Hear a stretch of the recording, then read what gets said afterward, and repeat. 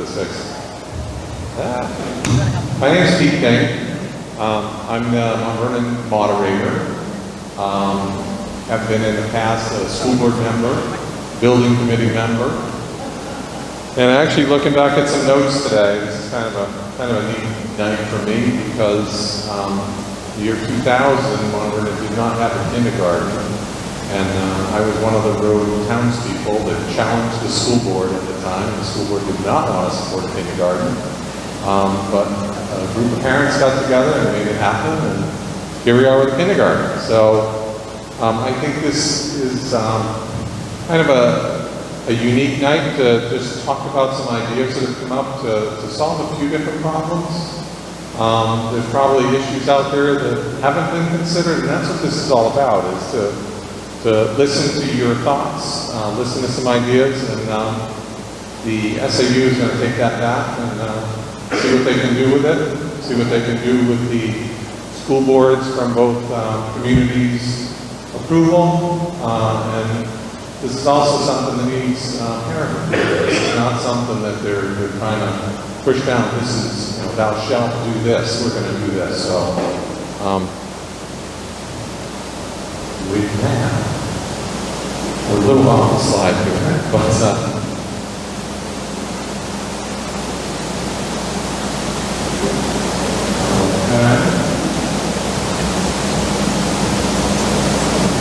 we'll do the best. So I'm here to introduce the folks today. Our new superintendent, Adam Steele. Adam, like I said, he's the new superintendent, but he's been at the SAU for 3 years as a business administrator, so he's no stranger to that. Yep. That's a little better. My eyes are like Christine Langlois, assistant superintendent. Our principal, John Schuja, right there.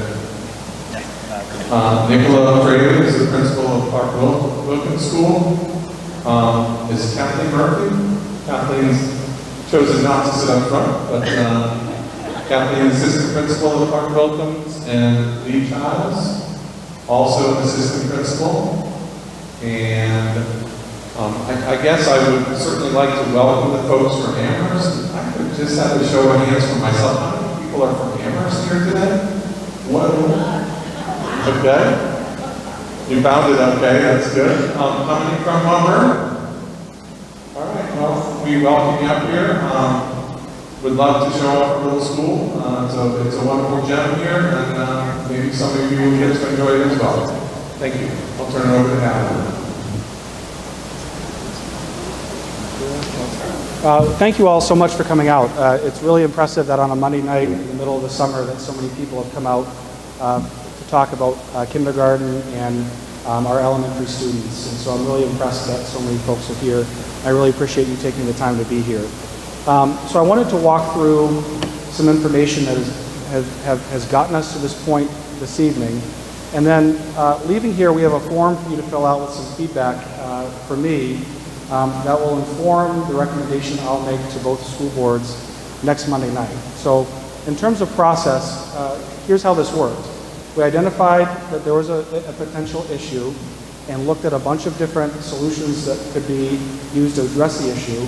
And now we're seeking your feedback. So you're part of the process, and no decisions have been made yet. And your input tonight is going to weigh heavily on the recommendation I make, and I'm sure it's going to weigh heavily on each school board's thought process as they receive my recommendation next week. So thank you for that. Some information. First, enrollment trends in the state of New Hampshire. So New Hampshire tracks enrollment in grades 1 and 2.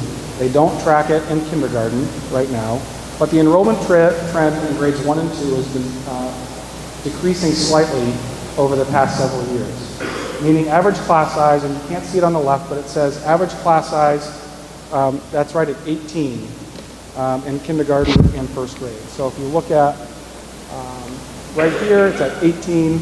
And then over the last couple of years, it's slowly decreased to about 16 per class as the average in the state of New Hampshire, out of about 148 school districts. That's the average. In Mount Vernon over the last several years, it's varied widely. It's started out below the state average and then now has jumped up above the state average in fiscal year 18. Mount Vernon has smaller groups of students in each grade level, so the class size is going to fluctuate more wildly in Mount Vernon. But in Amherst, the trend it can be seen pretty clearly here that we started out back in fiscal year 12 below the state average and now have slowly increased to the point where the last 3 years we've been well above the state average. So where does that rank us in terms of the state? Mount Vernon last year had the second highest class size in the state of New Hampshire in grades 1 and 2. Out of 148 school districts, Mount Vernon was 147th in the rankings. Amherst was not far behind at 140th out of 148 in terms of class size in grades 1 and 2. Class size matters, especially at the early elementary level. Research has shown over and over again that the class size at the early grade levels has an academic impact, a social impact, and a behavioral impact on students down the road and is a leading indicator for their academic success later in their schooling. So we know this is a really vital issue and something that has to be addressed. The Amherst School District, in the past few months, has looked at adopting class size targets to help guide both budgeting and then hiring practices for teachers. And what those targets are is that there is a low of 15, meaning we won't go below 15 per class in kindergarten. Our goal is 17, but our high is 19, meaning we don't want to exceed 19 if we can avoid it. Grades 1 and 2 are slightly higher than that and increase as we go higher up. You can see again the state average and where that falls, and even our goal targets are a little bit higher than the state average. So what are our current enrollment numbers? Right now in Amherst, we're still anticipating as many as 130 kindergarten students with only 6 teachers right now, which means a class size of 21 or 22. In first grade, we have about 125 kids we're anticipating, and again puts us in the 20 to 21 per class range. Right now, Mount Vernon has 20 students registered for kindergarten with only 1 teacher, because Mount Vernon's right on the cusp between having 1 teacher in a class of 20, but not quite having enough kids to have 2 classes because that would leave a class of 10. In first grade right now, Mount Vernon has 30 students with 15 per class. That's 2 teachers. So it's important now to talk about the budget process, because some folks would say, well, why are we dealing with this and thinking about sending kids to Mount Vernon from Amherst now? Why are we not talking about hiring more teachers, renting space, building something, what have you? Here's how the budget process works. In February and then in early March, our budget is set in stone. And in New Hampshire, RSA 32 makes it so that there is a total cap on expenditures. We cannot legally spend $1 more than what's been appropriated by the voters through the budget process in February and March. It's literally illegal to do that. So we have to live within our expenditure budget that we have. However, revenue projections, the other side of the accounting ledger, those aren't finalized until September, and those two things together, expenditures minus revenue projections, is what's left over and has to be raised in taxes for this fall. So our tax rate this fall comes from budget passed by voters in March, minus the revenue projections we have in September. Whatever's left over has to be raised by voters this fall. So amending our expenditures, or in other words, getting more money to spend on the expenditure side of the ledger, requires one of 3 things: either a capital reserve fund or an expendable trust fund. Neither of those are in place for this specific purpose. An emergency school district meeting, which that legal definition of that word means another public hearing, another deliberative session, another day of voting to raise more dollars. And that's assuming that after we've gone to Superior Court, that we've been successful at petitioning them to allow us to have a special meeting. And that requires a 5-part test of whether an emergency has existed for us. And it's a high standard for us. So not likely, even if we did go through an emergency school district meeting, it would likely take well past the start of school to get that process done, and thus kind of make the purpose moot at that point. The third thing is if we had access to retainage, leftover funds from the previous year that we could spend for this purpose, but neither Mount Vernon nor Amherst have allowed us specifically to keep retainage for these types of purposes. So we have very limited options, and we can't, essentially we can't get more money to spend to hire new teachers, rent space, etc. So what happened with our budgetary numbers? Why were we short? Well, we used live birth data to look at what's happening. You can see kids born in around 2013 are probably the ones registering for kindergarten right now. And you can see on this line here, Amherst is blue, and there was just about 85 births reported back then. So this isn't very reliable data for us. We know a lot of births happen in Massachusetts or other places where they're not necessarily reported to us. So we didn't have any leading indicator for us to help us know that we were anticipating a increase in enrollment that was unanticipated. Further, if we look at home sales in Amherst, home sales in 2018, in the first 2 quarters of the year, so the first half of the year, almost matched the total of home sales for all of 2017, which is a pretty good leading indicator of an enrollment change in a school district. But of course, we didn't have this information back in February and March to help guide us and warn us that a potential issue was coming for us. So we used the information we had at the time and clearly came up short in our estimations. So our timeline to today. Back in the spring, registrations began where parents began enrolling their students in kindergarten or in first grade if they didn't attend our kindergarten. In the late spring, Amherst added a second grade teacher, which was unbudgeted, because those, believe it or not, the second grade cohort is actually even bigger than the first grade or kindergarten classes. And so we already took unbudgeted funds that we scraped together and found a way to hire an additional second grade teacher, even though it was unbudgeted. In May, I notified the board that enrollment in kindergarten and first grade was troublesome and worth watching. Not that we're disappointed that kids have registered at all. The troublesome part is, what does that mean for class size for our kids that are being registered? June 21st, updated them again that given our budget, where it stands right now, and other things that have come up that were unanticipated since March, it'd be very unlikely that we'd be able to find additional funds to hire additional teachers or do other things in addition to the second grade teacher that we already hired.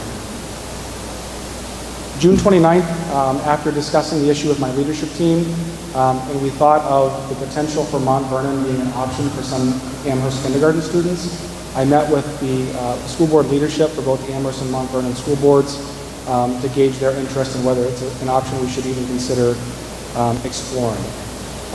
That led to, a few days later, a joint Amherst and Mount Vernon school board meeting where I laid out the facts and said that we were considering the possibility of Mount Vernon for some Amherst students.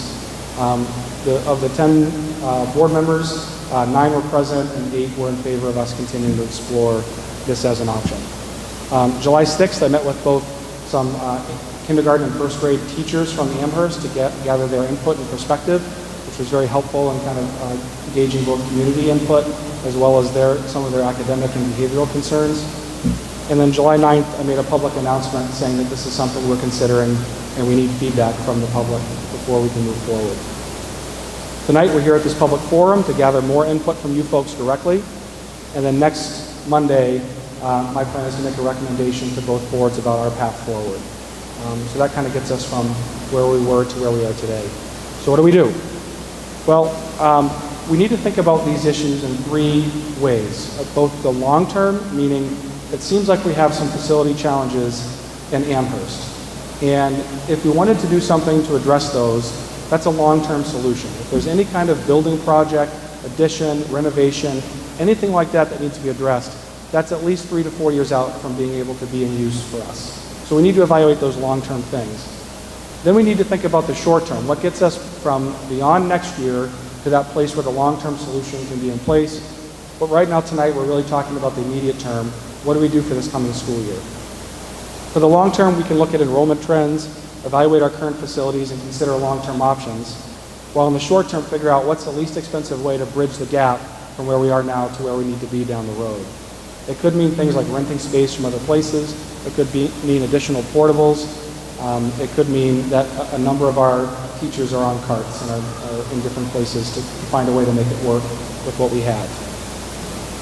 But really the issue tonight at hand, the first thing we need to address is how do we ensure that we have appropriate class sizes for the kids that we have right now today that are starting school in just over a month from now. And it's important to note that we believe that every single school year matters for kids and makes a difference for how they turn out both academically, socially, emotionally down the road later on. So it's really important to us that we address these issues right away and not say, well, we'll get to that over the next year and tough for these kids, but we'll address it in the future. No, we kind of feel like we need to be very aggressive in finding a good solution for this coming year.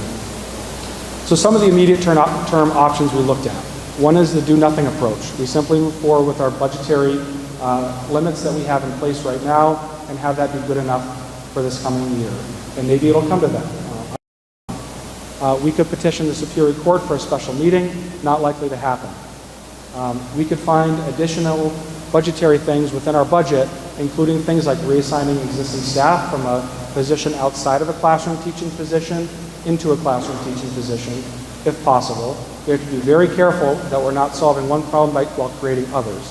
For example, if we move teachers that are providing intervention to students who've fallen behind, and we remove that intervention from those students, then we can reasonably expect those kids to fall even further behind and lead to greater expense, greater academic support needed down the road, and worse outcomes for kids. So we have to be very careful with that.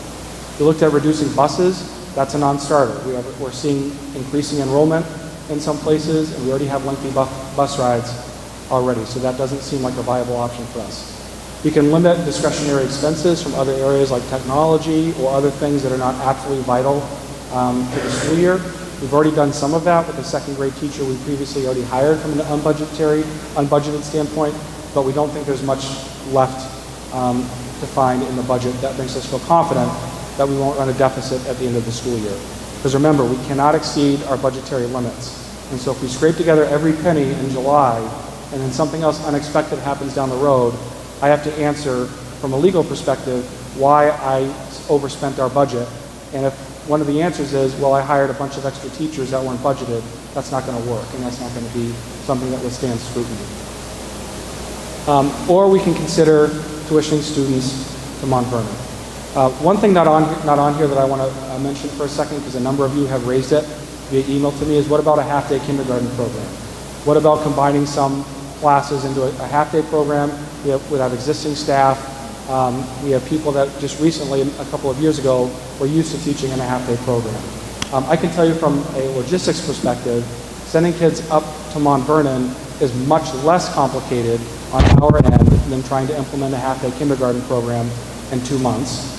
That's a logistic reality. The second is academically, we all feel strongly that that's the wrong thing from a philosophical perspective. And if we were to consider that, that's something that the school board should weigh in over the course of several months and plan for that well to ensure that if we're going to go back to having a half-day kindergarten program, either in full or in part, that's something that has to be planned out over several months and not over a summer. So why is Mount Vernon even an option? Because doesn't that sound like it's going to cost money? Well, the existing agreement between Mount Vernon is already in place where Mount Vernon's 7th and 8th grade students attend Amherst Middle School. And so Mount Vernon is paying tuition to Amherst for those students to attend the Amherst School District. So if Amherst students in turn were tuitioned to Mount Vernon, it would actually just simply be a credit, a reduction in revenue for Amherst, and therefore not an additional expense, if that makes sense.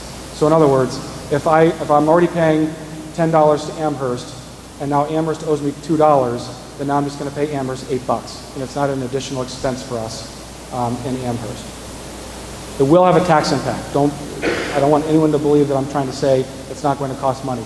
It will have a tax impact because we're going to have less revenue, and as a result, a higher tax rate in the fall as a result if we make this change.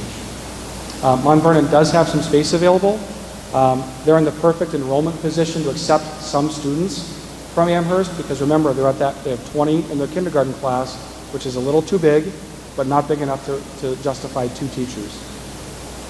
We have the exact same curriculum in place in both school districts. It's the exact same learning experience in both places, and special education options would remain in place in either school district. So how do the 2 school districts compare? Well, if you look at our NWEA scores from this past year, both kindergarten programs, these are kindergarten NWEA assessment scores, both Amherst and Mount Vernon score exceptionally well, with Amherst kindergarten students in math being in the 91st percentile, 87th for reading, and Mount Vernon actually a little bit higher, the 97th percentile for math and 96th for reading. So both very high quality programs that are already in place here. So how could it work? How would it potentially work where some Amherst students would attend Mount Vernon if it happened? I could assign students to Mount Vernon on my own. I will never in a million years will I ever do that. So that's a non-starter for me. We could have some sort of geographic assignment, meaning kids that live somewhat close to Mount Vernon could have their transportation options shifted, where the option for those kiddos would be you can either attend Mount Vernon's kindergarten and we'll provide bus transportation, or you can still attend Clark for kindergarten, but parents would have to transport. So it still gives parents a choice, but it really narrows the choice for those parents who work and can't provide transportation in the morning or afternoon for their kindergarten students and still really want them to attend in Mount Vernon. Or we could have an open option for all parents where every parent chooses what they believe is best for their child. Transportation in that circumstance would be dependent on how many kids signed up and what we could reasonably pull off. We still would have the potential to make the new morning program available to Amherst parents who want to take advantage of that. And it's important to note that there's already buses in place at Mount Vernon for the Hampshire Hills and Boys and Girls Club, as there are at Clark and Wilkins. So here's our current thinking right now, what we're thinking we're heading towards. But again, subject to your input and further thought and discussion. Number one, parents need to choose what's best for their children. I, nor anyone else in the school district, is going to try to make you send your kids to a school you don't want to send your child to. I believe parent choice is vital in this process. If you want your kid to go to Clark for kindergarten, done. End of sermon. No one's going to twist your arm or try to make it more difficult for you to do that. That's it. And that includes not trying to provide a forced option, meaning we're not going to take away, if you want to go to Clark, we're going to take away some of your transportation. I don't want to do that. I think that's a forced choice, and I think that's a bad option as well. So our thought is that we would give all kindergarten and first grade parents a choice in Amherst if they want to send their children to Mount Vernon. However, kindergarten would still remain the focus because that's really the primary objective here. I'll get into more about how first grade fits into this in a little while. We would use cut points about how many kids enroll to determine how it looks, and then likely reassign one staff member from an existing position at Wilkins to first grade, so that first grade would be in good shape or better shape at Wilkins, but kindergarten would be taken care of through the tuition agreement. And then finally, at the end of all this, we would have to use the next 6 months to really closely examine both our short-term and long-term options for the future. So how would the cut point thing work? Here's what we're thinking. If there were less than 10 kindergarten students who signed up to attend the Mount Vernon Village School, Mount Vernon would hire an additional kindergarten teacher if it made financial sense for them to do so. If it doesn't, we wouldn't move forward at all. So if 2 parents sign up, 3 parents sign up, 4 parents sign up, we're not going to do anything with Mount Vernon. It doesn't make financial sense. But if less than 10 sign up, Mount Vernon will hire an additional teacher, and then parents will be fully responsible to transport their children to and from Mount Vernon Village School. But in that case, the only exception would be the Hampshire Hills and Boys and Girls Club bus in the afternoon. If between 10 and 14 kindergarten students sign up, again, we'd hire the additional kindergarten teacher. Parents could provide transportation if that worked out best for them, or we could look into having the children take their regular bus in the morning in Amherst, arrive at Wilkins, and take a shuttle up to Mount Vernon. So in the morning, you could still use your regular transportation option in the morning. Because of the school days being slightly shifted and different in Amherst and Mount Vernon, it wouldn't work in the afternoon. The only thing we could do in the afternoon would be to provide a shuttle back down to Wilkins after school for the new morning program, or for you to do parent pickup at Wilkins if you didn't want to make the trip all the way up to Mount Vernon Village School in the afternoon. And to be clear again, you would not be able to use the regular bus in the afternoon. If there's more than 14 kindergarten parents who sign up, we would use a lottery system to determine who would get to attend at the Mount Vernon Village School. The reason why 14 is a cut point is because that would bring Mount Vernon's kindergarten enrollment to about 34, which is about 17 per class, and leave some room for Mount Vernon to add additional enrollment if more children move into town in Mount Vernon over the next couple of months. Finally, if more than 10 kindergarten students and more than 10 first grade students are interested, we would then extend the option to first grade as well and look at in Mount Vernon hiring an additional first grade teacher in addition to the additional kindergarten teacher. And that would probably work from a financial perspective, from a class size perspective, and then from a transportation perspective as well. Everything else would be the same design. The only thing that would change is it would reduce the likelihood that Amherst would have to reassign an existing staff member to first grade from where they are right now. So that was a lot of information in a very short period of time. I'll post this presentation on the SAU website later tonight so people can go back through it at their own time.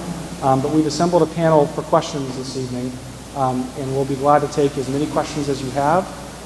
We have a feedback form that I'll ask some help handing out in a few minutes, where we're simply asking, after what you've heard, what's your input for us? And I can't emphasize enough, if this isn't for you, no problem. What I'd ask is you keep your kid at Clark this coming year and help engage with us as we talk about our short and long-term solutions over the next 6 months so we can come to a good solution together. So with that, I'm going to ask Peter King to come back and to moderate the question and panel time. And again, we'll stay here as long as it's necessary to answer your questions.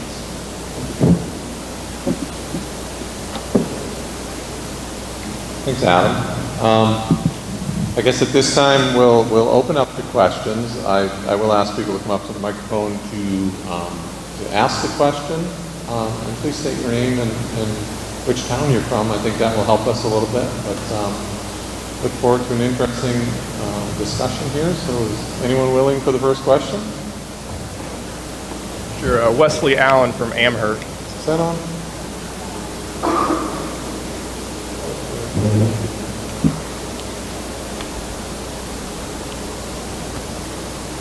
Maybe a battery issue. Just give us a second here.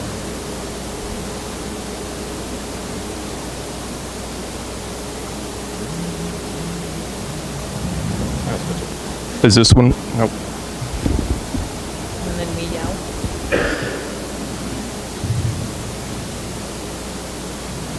John. All right. John. Wesley Allen That from one. Amherst. Okay. My question is it truly a teacher perspective or is it also not? If there were.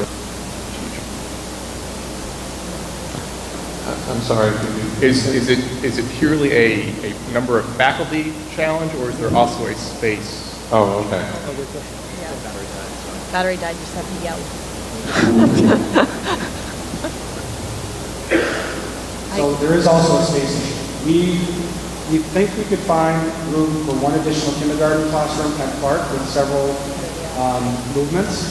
And we think we could find one additional first grade classroom at Wilkins with several movements, neither of which are great options, but it could be done. It would result in some things being moved around the building and other services being delivered in less than ideal spots.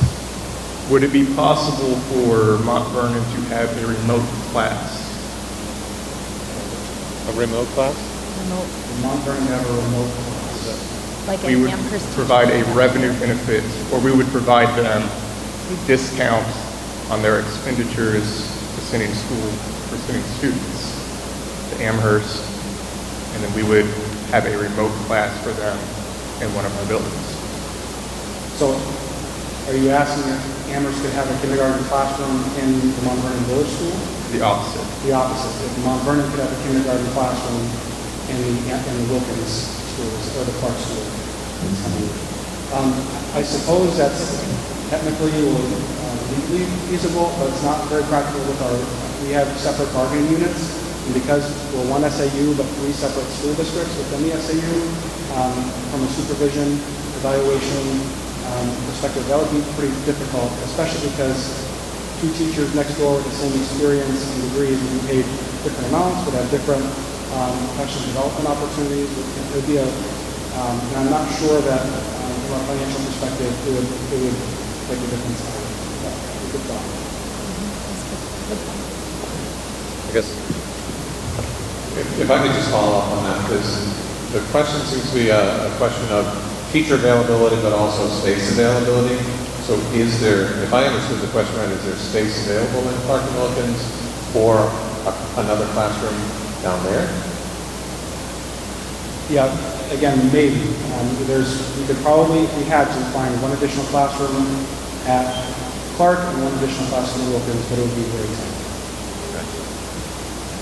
Get to you in 1 second. And just for perspective, I think at one point the village school had about 270, 280 students, and we're 170. Yeah, around. About 170 now. So the building does have capacity. It was built for more students than currently here. I mean,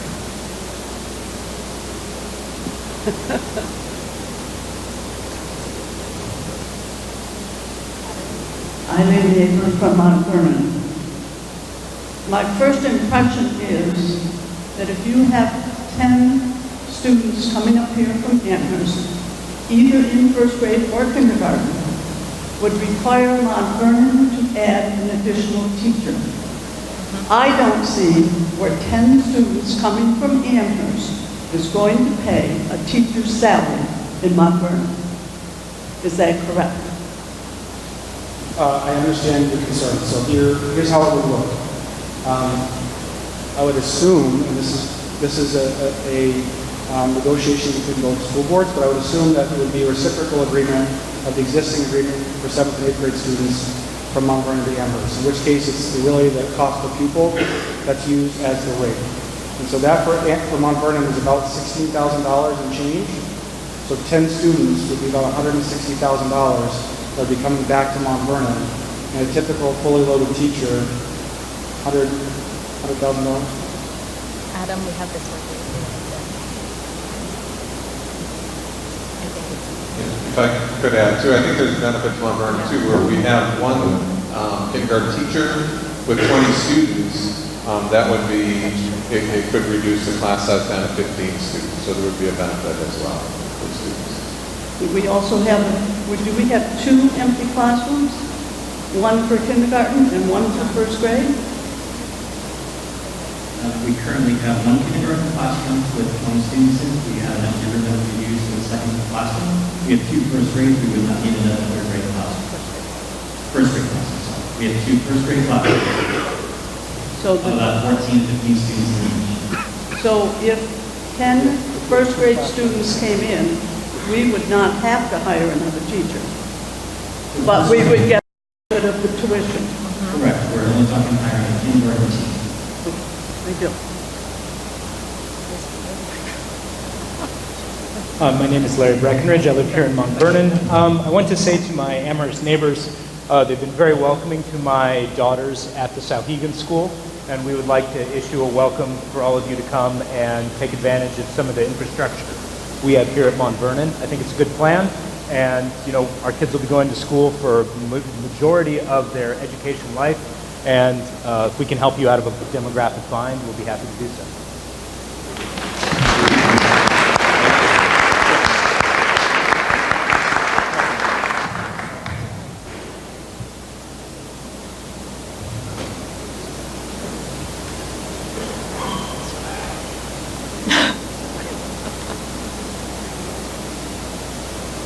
I'm Alice Totten, and I'm from Amherst. And my question is, if I were to consider sending my child to kindergarten, I have to think long-term, and I know you don't have a long-term plan, but hypothetically speaking, at this point, what is the idea, what happens after next year? Would my child go back to the Amherst schools, or would they stay in Mount Vernon until? Great question. And so I would think that most likely kindergarten students would then matriculate back to Wilkins the following year, as long as there was a short-term facility solution that worked, or if we had the appropriate space.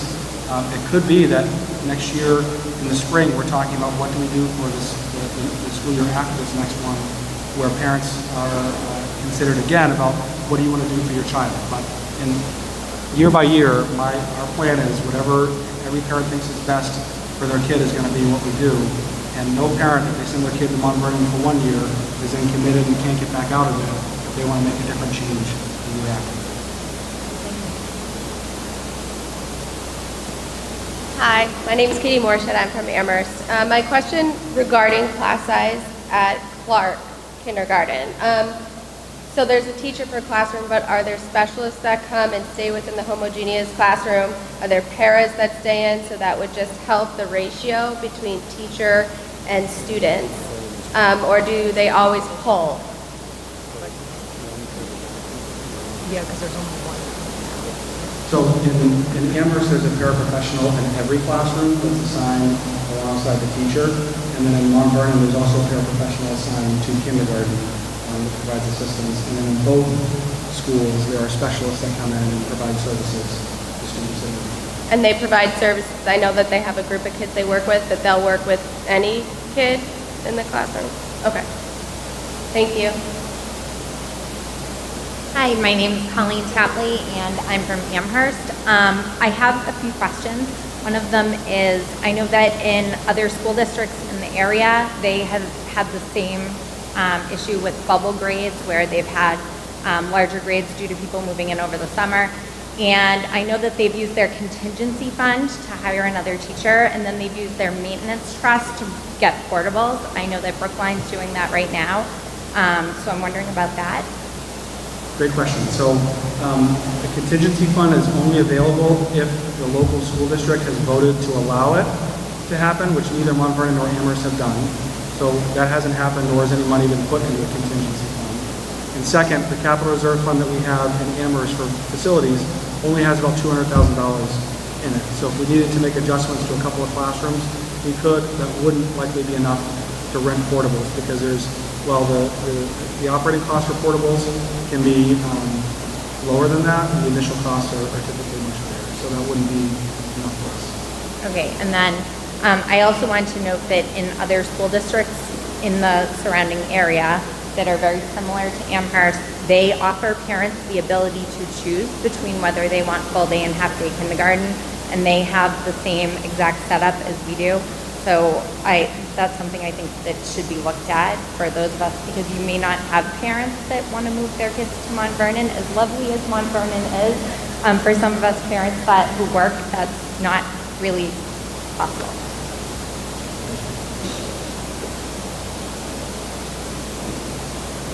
Hello, my name is Shannon Gascoigne, and I'm from Amherst.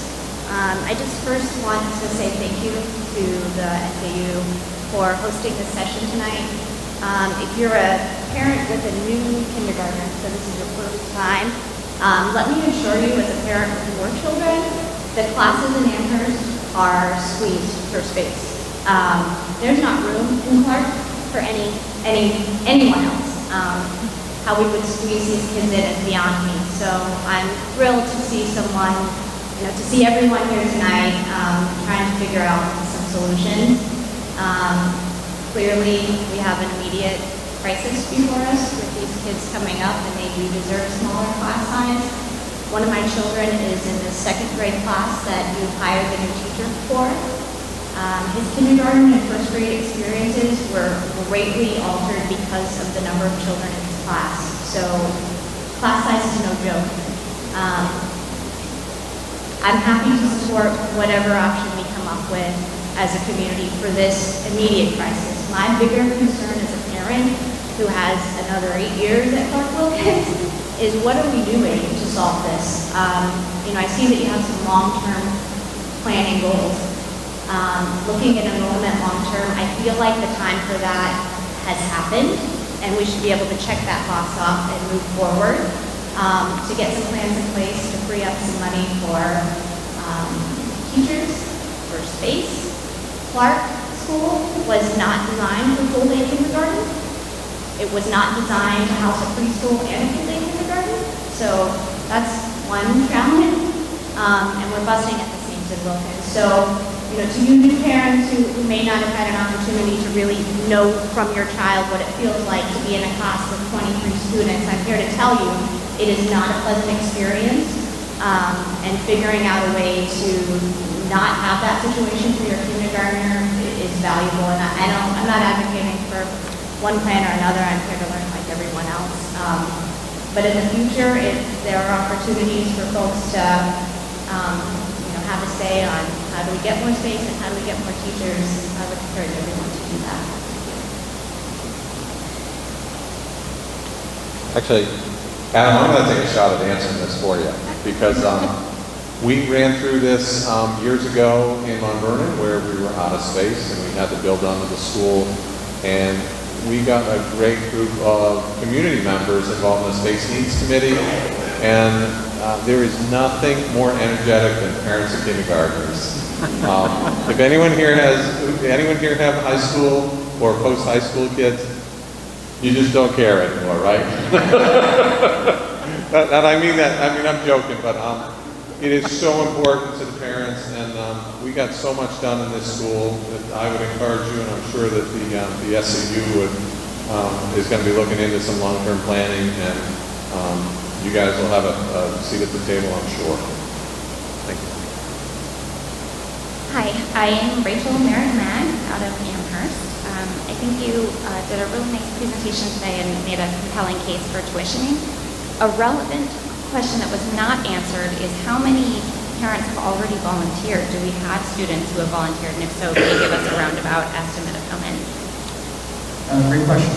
I've been holding folks off and I've not asked intentionally because I wanted folks to come and hear first before jumping to conclusions. We have had several people, 3 or 4. So 3 or 4 people that have said, yeah, I'd be interested in doing that. I want to hear more about it. So it's not been a ton so far, but we haven't asked yet either. So there's been a couple. Thank you. Hi, Jenny Watkins from Amherst, and I am a parent of a first grader.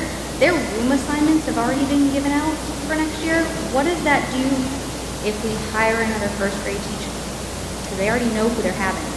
Yeah, so I'll let Nicola jump in here as well, but if in either scenario, if we move an existing staff member to first grade, that would lead to some reassignment of kids. We wouldn't reshuffle the entire deck, but there would be some kids from each classroom that would be reassigned to that other teacher. Nicola, anything you want to add to that? I think that it's a challenge to give people information and then change the information that we've handed out. I think it's not an ideal situation. I think as Adam has talked tonight, it's really about picking the best worst case scenario at this point. I would feel much more comfortable knowing that students are in smaller class sizes, receiving the instruction that they need, targeted to their level. Feel the discomfort of changing their homeroom teacher at this point, than to know that they're in the class of 23, 24. And that's really before the school year started. We continue to enroll students all year long. And so it's a disruption. Now is the time to do it if we're going to do it at all. So I know that when they do the first grade picking, that all the teachers get together and they really talk about the right students for the right classroom. Would that still occur to make sure that there's the proper mix? And so I don't know if people in the back heard it, but the question is, how would you then go about creating that 7th classroom? Would we go through the same process that we did earlier in the spring to make sure that our classrooms are balanced, taking into consideration all factors? And absolutely we would. We wouldn't arbitrarily pick students. I don't think we would ask for volunteers. We would really go through the same process. We would seek teacher feedback from our kindergarten teachers, from all of the people that have worked with them coming into first grade, but also look at the strengths of our first grade teachers to make sure that they're matched really well. And with the new classroom, one thing I heard earlier is when you hired their second grade teacher, the same resources weren't available to that new teacher as the other second grade teachers had with the you said something about media. Did I misunderstand that? Did they have all the same accessibility with the media equipment? And absolutely. Okay.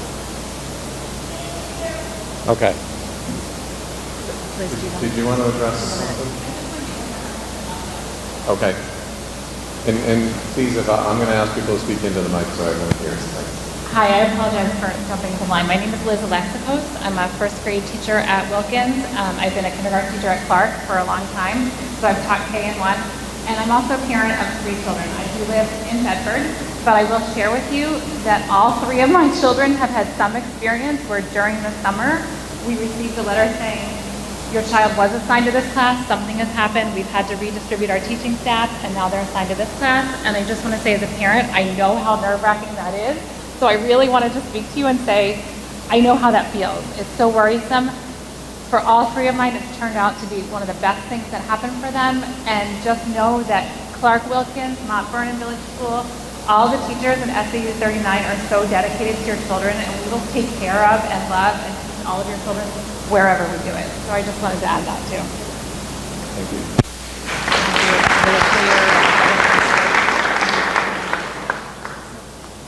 Hi, my name is Kelly Reese, and I'm Amherst resident with an incoming kindergartner. And thank you for the forum, and I really appreciate the fact that you're hearing our questions so openly and concerned about what the parents have to say.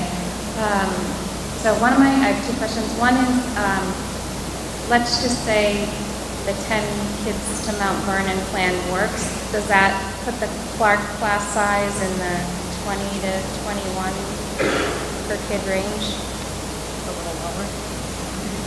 Yeah, 10 kids, 6 existing classrooms, takes 1 or 2 kids out of every class. Okay. And then my other question is there a plan B? And it kind of piggybacks on a question someone posed earlier. You know, what if there isn't 10 kids? And, you know, the idea sounds great to me and somewhat logistically challenging to actually pull off with the workday. So what if there's not enough parents to make it work? Is there any sort of plan B?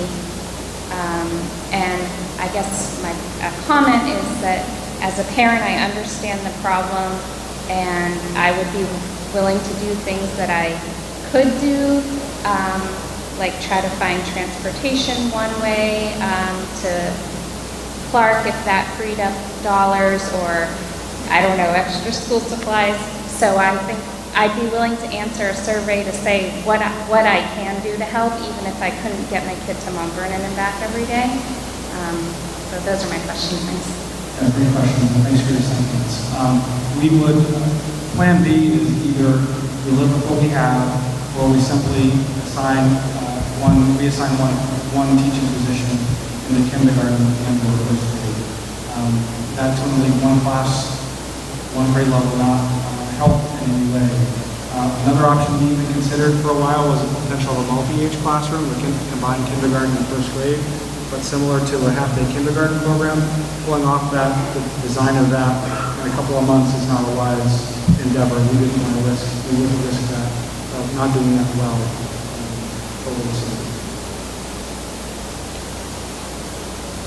Hi, Amy Brown, Amherst resident and kindergarten. So I think it's awesome that we've got people out here just to ask their questions and share their support or their concerns. I want to be a part of the solution as long as it works for my son, for my family, and for everyone else. One of the interesting points about the cut points was, I think it was the ratio. We have 10 as a minimum kindergarten volunteers who comes to Mount Vernon School, that transportation to and from the Wilkes School for the New Mornings program.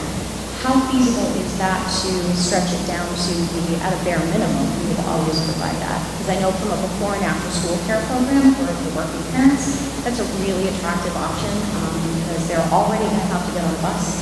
My son would love to be on a bus for 10 extra minutes of the day, and if it meant that I could have, our pickup drop-off situation not be affected, we might be more willing to be one of those volunteers. Thank you. So, a shuttle in the morning or afternoon is going to cost money, and so for it to make sense, there has to be some level of buy-in. I suppose if we got to 8 people, maybe we would still consider it. But for the purposes of tonight's discussion, I wanted to kind of be very clear about here's probably what it needs to be for it to make sense.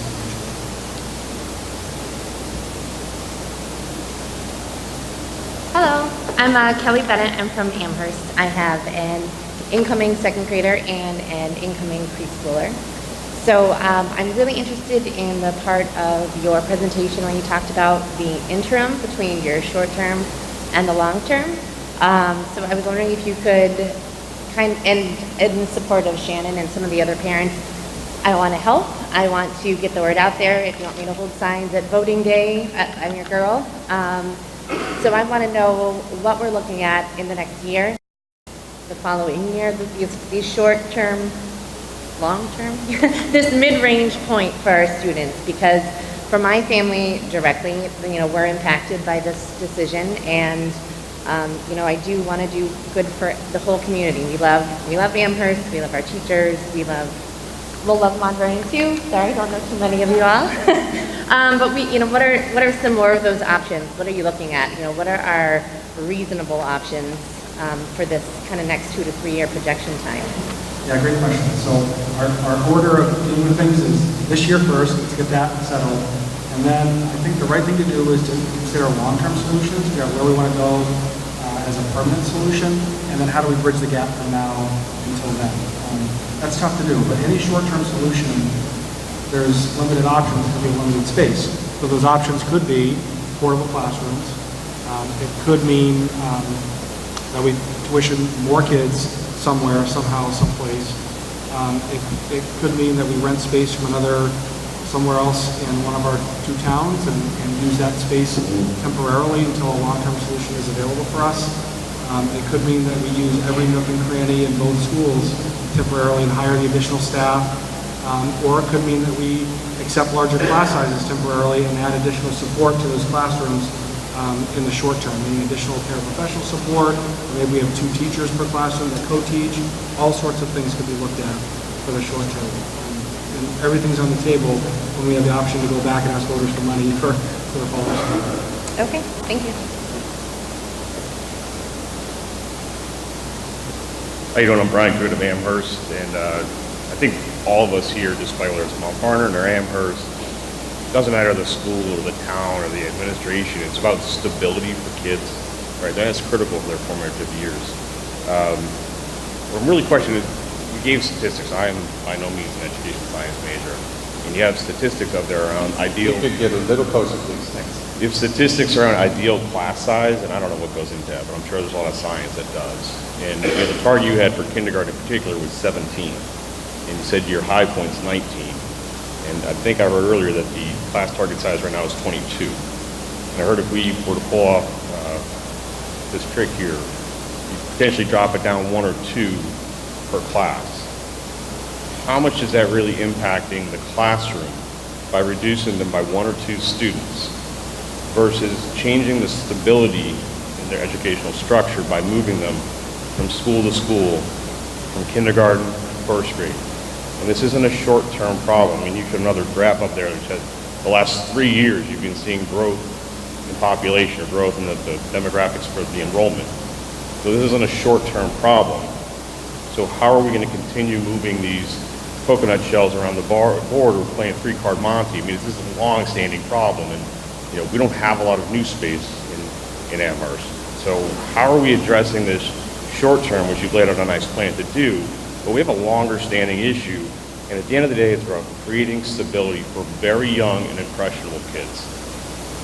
Yeah, great question. For those of you who couldn't hear in the back, I'll try to paraphrase, which is the short term of moving kids from school to school outweigh the benefit of reducing class sizes by 1 or 2 kids? Is that fair? Yep, that's fair. And so I think I'll ask one of our first grade teachers, kindergarten teachers, to share what the difference of 1 or 2 kids would make in the classroom.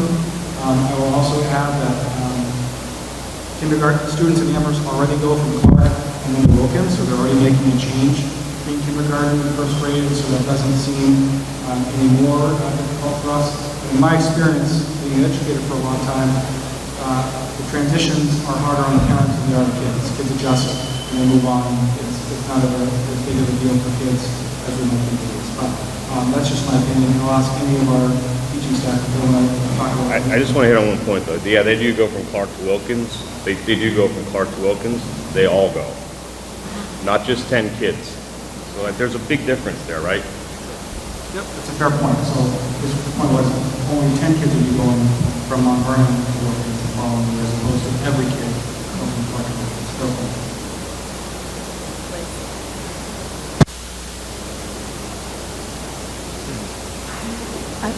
I want to talk to all of you. Feel free to turn it around. You can pull the mic out. I can take the mic out. Oh, I'll never know. Liz Alexis again. I taught kindergarten and first grade at Lowell Park and Wilkins, so I hope I can speak to some of your really important questions. I've also been here for my 23rd year in the district, so I have seen all those ebbs and flows and even others that you don't see on there. I can tell you even in our classes I've had 13 and 14. 14 in the morning, there's the afternoon, no one knows what happens. So that was always our lower class. And I did the first grade class of 22. In the first grade class of 22, all of the children could not fit on the ground. We have morning meeting every morning. We sit in a circle. Everyone needs to be able to see each other, feel included, feel part of the group, have their ideas be heard, and they don't fit. So I know you just think by one or two seems like might not make that big of a difference. We do so much individualization of our instruction for your students that adding one or two more makes it that much harder to spend that much time. So if it's 5 minutes of spending, I know it's 7 minutes a day, you add those 7 minutes a day, then it's on your child, versus 5 minutes a day, over time it really adds up. So I think there's easy we've all had one or two kids absent, and it's not that it was someone that was boisterous or noisy, it was on that body, and we kind of go, okay, that's what it's supposed to be. So I can't give you scientific data, I can only give you emotional data of that. And I will sort of just reiterate what I said about some schools, and it does seem like such a big deal, and I said before I had 3 kids, so I know when they feel like a big deal, and they really are in that moment when that child has a huge deal. But I've also been outside of 3rd grade recess. It comes up to me and says, "That boy is my ball, which boys, they go to one of the shirt, I go, what's the name? They go, I don't know." So I realize that it feels like your group of kindergartners should be together for the rest of their lives, but I'm not sure how many social activities are missing out on by being in a different building for school. There were also years at Wilkins, 2 first grades at Wilkins, and 8 at Clark, but we've actually been through this same thing in a different way within our own district. But we've been through this and it's worked out okay. So again, just say, have faith that wherever you are, our district is going to be welcome and very exciting. And we'll work them through these challenges too. I think we're going to be there for all of you. And so I guess that's all. Thank you, Liz. Okay, I'm not talking about that thing. I just want to go back and follow up on the, like the longer term plan, right? Like, they do show the graphs and the charts, and at least in Amherst, I don't know much about Mount Vernon, but the housing turnover is happening.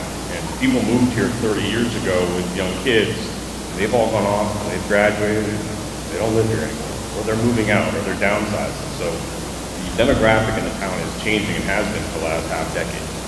So this problem is not going away, it's getting worse. So I respect your short-term plans and all the hard work you all put into it, but there is a bigger issue here that's not going away. You've got 2 decades of future students in this room. The parents are in this room. These are the people who are going to be voting and everything. So we all have to get out there and vote, and we'll respect that, but we do have to come up with a viable solution, short and long term. Yeah, that's a great point. And if nothing comes of this, besides a bunch of parents who are more informed about our class size challenges, that's still okay for me. Because we had a great conversation about it. And we're hearing from both towns, both Amherst and Mount Vernon, that in addition to housing turnover, that new home starts are very high. Building permits are extremely high in both towns right now, which in my experience in previous places, every new single-family home typically adds about 1 child to the K-12 school system. So if there's over 100 building permits in Amherst right now, we can expect another 100, probably another 100 kids for them as well. So that's a really important point. Thank you. Hi, my name is Amy Hughes. I'm a mother of an incoming kindergartner, and we've been in the Clark School for a couple of years in preschool already. I appreciate that you're taking the opportunity to get our feedback on all of this. My understanding is that kindergarten is not required and first grade is. And I've seen probably with everyone else here, a lot more people with small kids, my son's age included, moving to the area. So what's that going to present next year when it's not just optional for first grade? All these kindergartners with the large classes coming to Wilkins with maybe even more kids who now are required to start at first grade. Yeah, great question. So I didn't hear the beginning, what the answer, I heard the end of your question, but your point, compulsory attendance by pupil, that statute does only start in first grade. So some parents keep their kids in either private kindergarten or do other things, they get them in first grade, which provides according to the requirements. So what was the first part of your question? I'm sorry, I didn't read it. I was introducing myself, and I appreciate the comments or the ability to make comments to you. But I was wondering what's going to happen when, maybe it's not just people at Clark this year, the kindergarten size, but it's kindergarten and more. If you already squeezed for space at Wilkins, what's the plan next year? Yeah, great question. And again, over the next 6 months, we evaluate what's something that we can do. We can't have classes in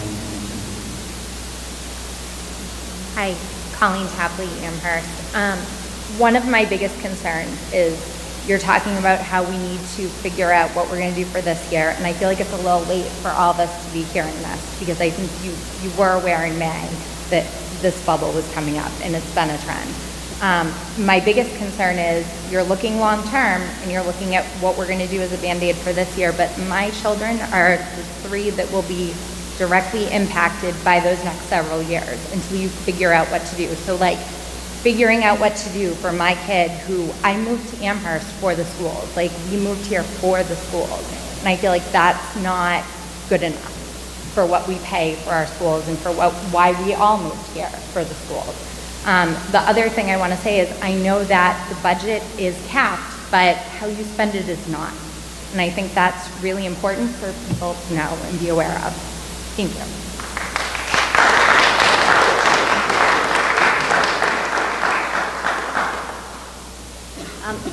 So you were talking about the permits for new houses, and it just reminded me of a question. Because you're right, I looked through some of the planning board meeting minutes, and there are a lot of single-family houses being asked for permits. So is there a connection between someone at the SAU or someone on the board and the planning board? Because, and maybe this is a naive question for kind of how things work in our town, but it feels to me like these two groups should really be working in tandem. If we're going to permit all these new spaces, people are going to live in them, they're going to need schools, reflection on our town, people move into the schools. So that's really just a question. Yeah, great question. So Stephanie Grun, our business administrator, is pretty well connected in the English planning board and the capital improvement planning committee. So she's been in close contact with them. That's where I got the data I shared with you, was from Stephanie. In Mount Vernon, Kim LaBerge, who's in the corner, was the first person I heard from who said, watch out, there's a housing bursting on the pipeline. That was around January, February. So we're doing our best to keep our ear open. And also just another note, if this does happen with kids coming to Mount Vernon, the option for busing the kindergartners back to Wilkins, the pickup at Wilkins is already very chaotic due to the space. So I really hope that that's something that is considered. If I were to send my child there, that would be great as a parent because I am already picking up kids at Wilkins. But I'm trying to imagine kind of what that influx of. So then what do they go to? Just that logistics. Yep, so great point. And because the school days are shifted by about 15 minutes or so, the kids from Mount Vernon going out to Wilkins after school will get there for 25 minutes after dismissal at Wilkins. So we're assuming that there'll be a window there where some of that, not all of that, a lot of that traffic will be there. But what if I'm there already for my 4th and 2nd grader? Am I waiting? Because there's nowhere for me to park and wait very conveniently. That's a great question. We'd have to figure it out. Yeah. Yeah, okay, great. And then my last comment, and I'm sorry for monopolizing the mic here. When you started the meeting tonight, you called it a public forum. I just wanted to point out that on the SAU website, it's called a kindergarten parent information meeting. So I wonder if it had been called a public forum, if you'd have a broader audience that wasn't just kindergarten and first grade, or if this was your intention to just have this group. Thank you. Thank you.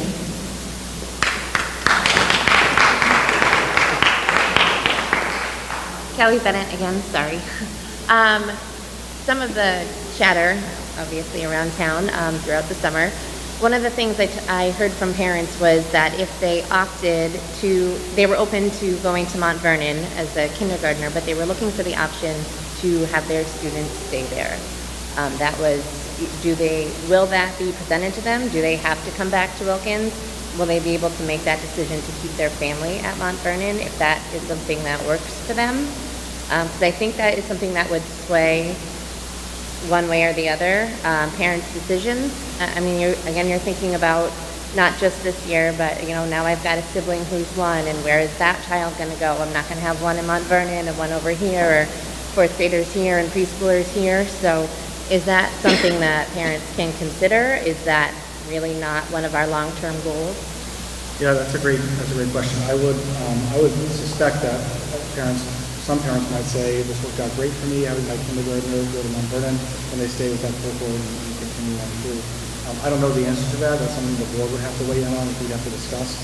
I think that would make, as long as it makes sense, I would think that the board might support that as well, as long as in Mount Vernon it doesn't put them into them having class size issues now that they didn't have before. But I guess that's kind of the problem I would have making that decision. Is that I know you can't see the future, but I think if my student stays till 2nd grade and you're like, oh, just kidding, we're going to go back to the other school, I'm not going to be happy about that in 2 years either. So if that was an option, I'm willing to stay in Mount Vernon, but only if they're able to stay. Yep, I think some parents would really need a definitive answer on that.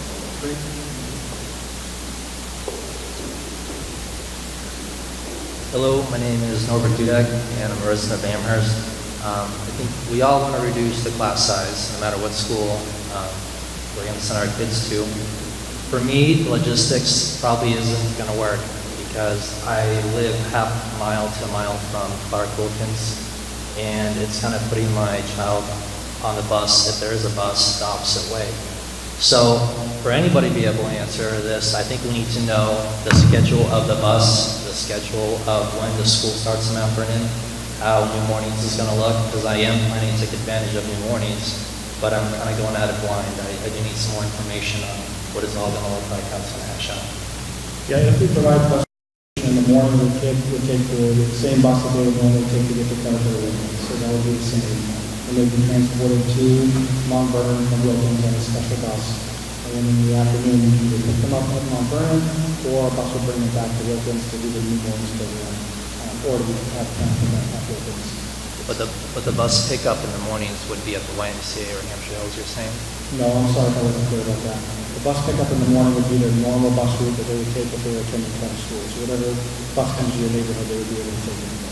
Okay, and that's the one that would go to Mount Vernon? Pardon me? That's the one that would take them straight to Mount Vernon? Or would No, they go to Wilkins first? they would go to Wilkins and take a bus from Wilkins. So, in other words, I would need to know how that's going to hash out, because how long is he going to wait for the second bus to take him, what the commute is, all that. Yep, indeed. Yep.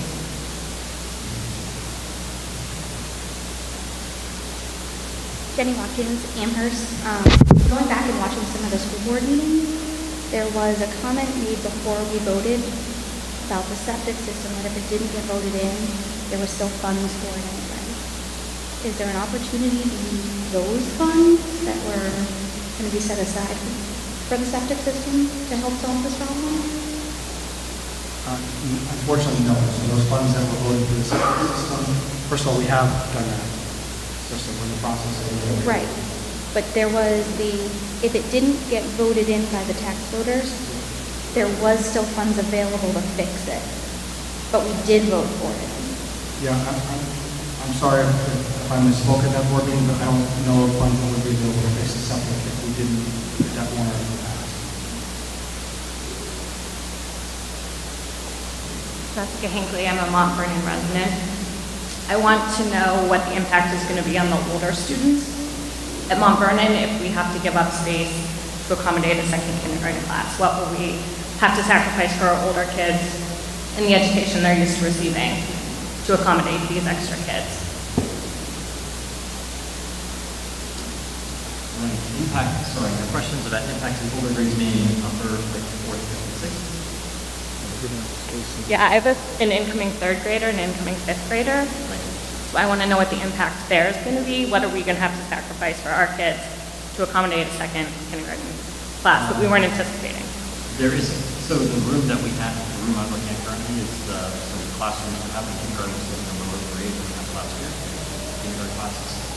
I would look into the third grade up into the upper grade like this.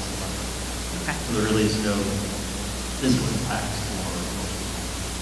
Thank you. Hello, I'm Joanne Kitchell, and I live here in Mount Vernon. My children have passed kindergarten, have just gone through this whole school.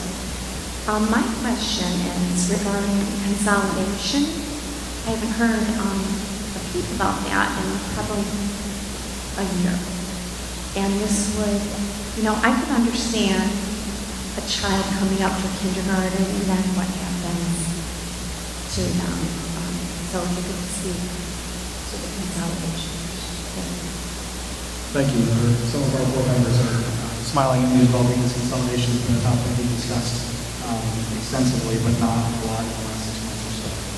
Consolidation has been on the bookshelf the last 6 months or so, and is something we're going to be investigating potentially for either this coming March or March after for a potential for school districts. There's been different committees that have looked at it over the past 3 or 4 years. Something that a number of board members have weighed in on, and something the community members have as well. The reason you haven't heard about it is because we haven't talked about it last 6 months or so. Hi, Tracy Carroll, resident of Amherst. I have an upcoming first grader and a preschooler who will definitely be impacted by this. My question, although I find class size extremely important and I'm glad to be here for this forum and getting the information, I'm wondering about other things. So we have an amazing community that includes the PTA, that includes the Patriots, that includes all sorts of after-school activities. If my student goes to Mount Vernon, how can I be a part of that? We have different PTAs. We have different time frame for schools. So I have a student in Wilkins and a student in Mount Vernon. What if they're parent nights for the same night?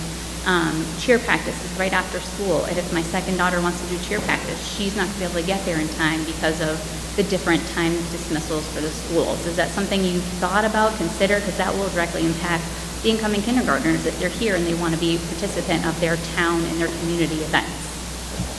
Yes, and Nicola can jump in as well. We did talk about that in terms of the PTA involvement and after-school activities.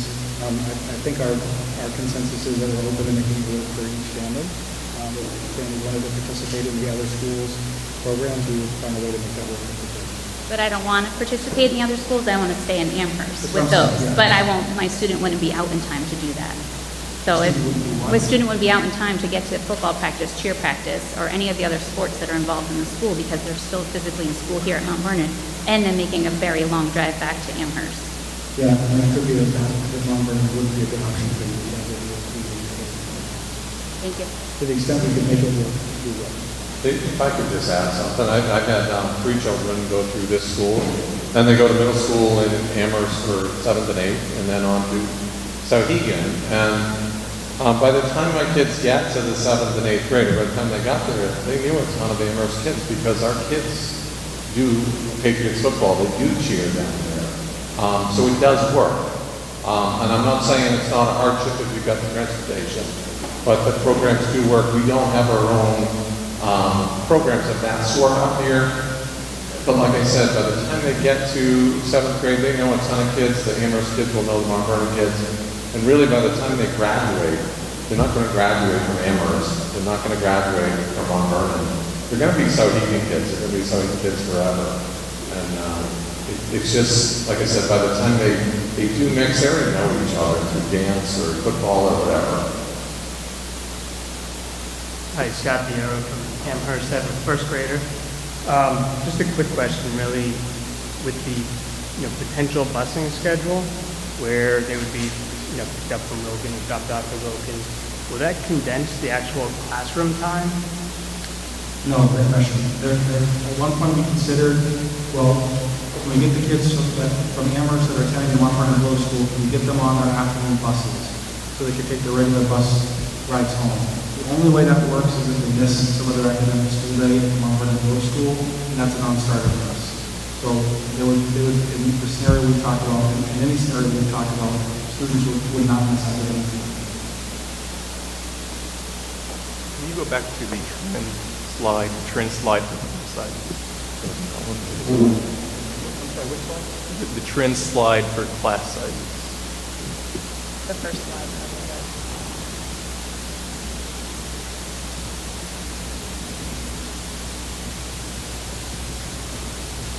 This one?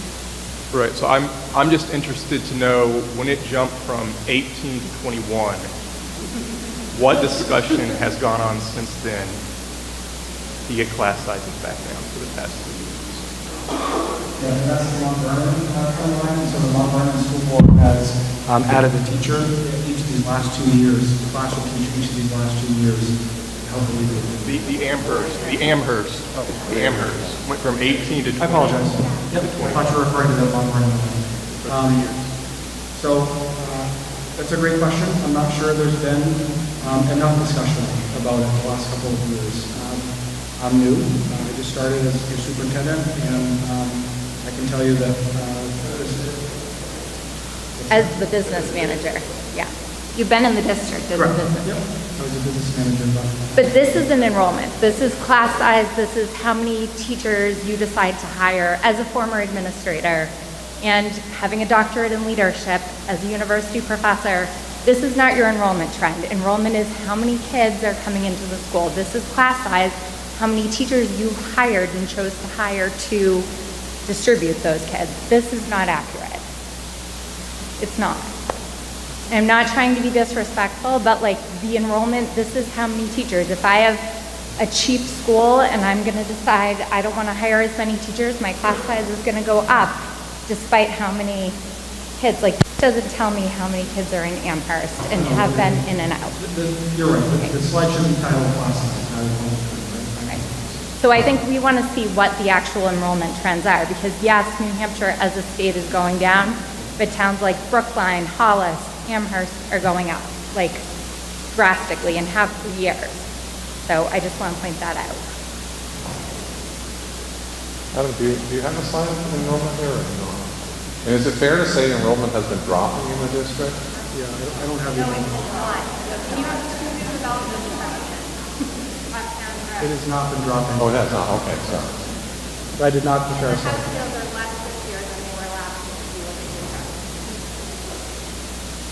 Hi, I'm Ellen. I'm from Amherst. My kids are in college. I own a preschool in Amherst, so I'm vested in the future too. I need to pay taxes. But I do want to remind everybody that, and I've worked very closely with Adam because I'm on the advisory finance for Souhegan. He's a numbers guy. I don't think he's misrepresenting the situation at all. So I just want to bring that back in. So going back to solutions, I have to ask, because it wasn't very clear to me as I sat back there, that you guys have really, really addressed every potential option. So taking coach positions, putting them in a classroom, because what I heard from you is physically there's space. There's not budget for more teachers, but what about what's already in the budget? So it might mean parent volunteers. Back in the day, I was a math coach. I came in with my shoebox and my cards. I volunteered. I know a lot of parents in Amherst love to volunteer. I do have to remind everybody that this little village school rocks. So, we're not talking about a very big difference in education. We're not talking about any difference. But I'm not hearing from you guys what you've really done to sort of break this over the coals, instead of going to the community and asking them to kind of break it over the coals. So if you could, and I don't mean that disrespectfully, but what I do know is that you guys have been talking a lot, and I know it was Adam's first day when he was right on that video getting everybody informed. I don't get a sense that maybe you've communicated that you've really done that. Because as a taxpayer, as a person who looks at the budgets pretty closely, I know that there are some maybe positions that we could slide into the classroom for a troublesome, quote unquote, situation. Thank you.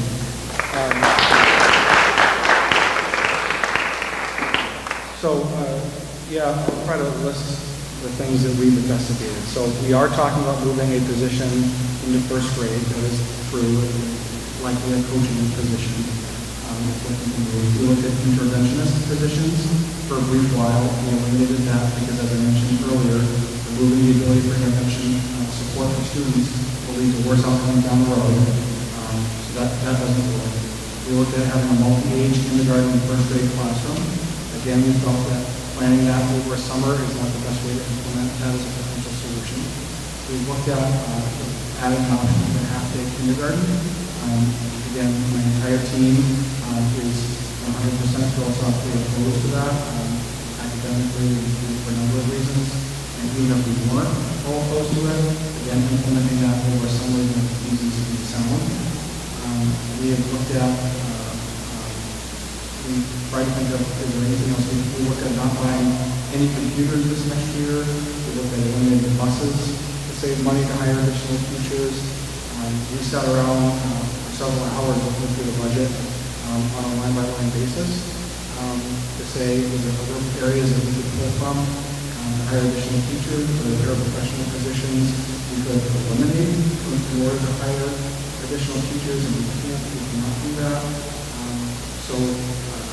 Thank you, Ellen, for your point. We do not list every single thing that we considered.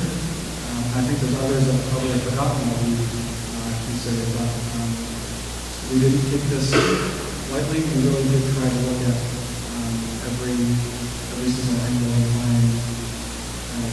But am I missing others that we considered as well?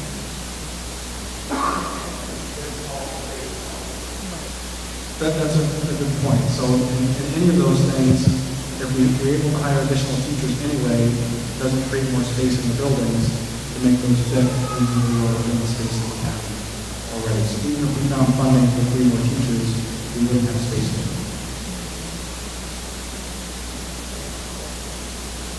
Yes, and we only have one professional coaching position that we have to reallocate away, and we are heading towards it. None of us love that as a solution because it takes away support for teachers that need professional coaching, but we feel it's an appropriate, likely appropriate compromise given the situation.